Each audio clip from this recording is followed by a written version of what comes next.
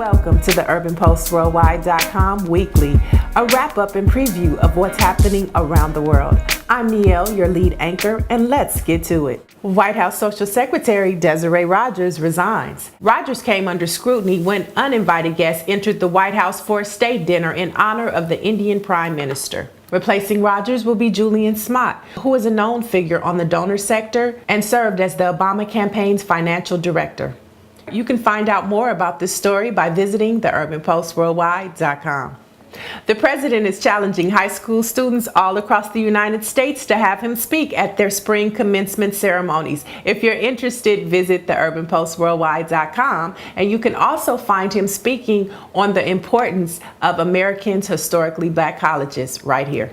The NAACP has a new chairwoman, and her name is Miss Rosalyn Brock. She's the fourth woman to ever hold the position. To find out her story and how she plans to lead the NAACP forward, check back with us on Thursday for my one-on-one exclusive with Miss Rosalyn Brock, courtesy of the Los Angeles Sentinel newspaper.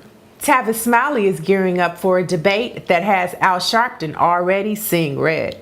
Smiley recently went on the Tom Joyner Morning Show accusing several self-appointed black leaders of singing strange tunes in the mainstream press following their early February White House meeting with the first black president. Tavis states, "Some of us who call ourselves black leaders are making the wrong choice. It's time for a course correction, not now, but right now, because leadership without fellowship is a sinking ship."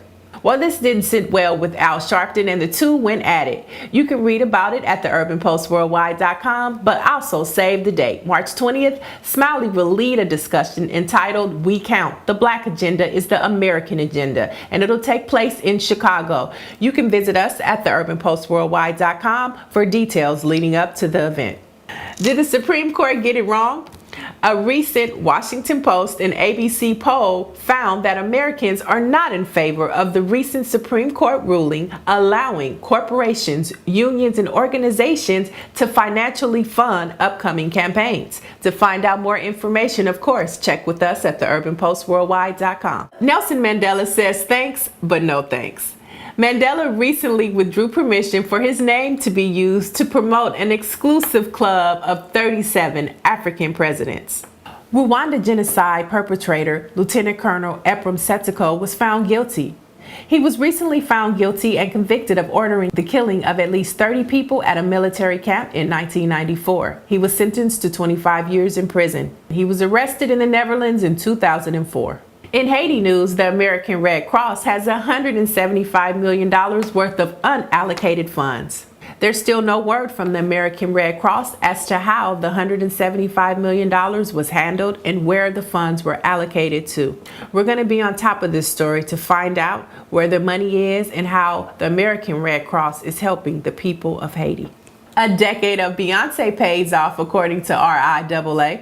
The Destined Child leads the music world with 64 certifications, including albums, digital songs, mastered ringtones, and music videos.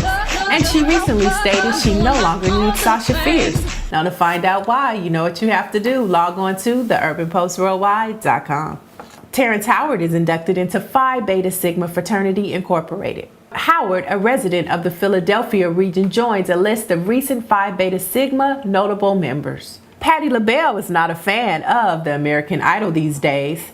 She states, "Some of the judges, I just don't think they're qualified to even judge." And in the hip-hop world, Ice Cube makes plans to return to the hip-hop scene. The legendary rapper recently released on his blog that he's coming back with "I Am the West." And finally, did you see this commercial during the Super Bowl? Hi. Aw, thank you. Have a seat. Kyle, Jalen. Jalen, Kyle. Jalen, you play nice. I'll be right back. What's going on, little man? I see you got your game skills down, Pack. You might have your hands put one side. I'll pick up the controller, little man. Put it back. Keep your hands on my mama. Keep your hands on my Doritos.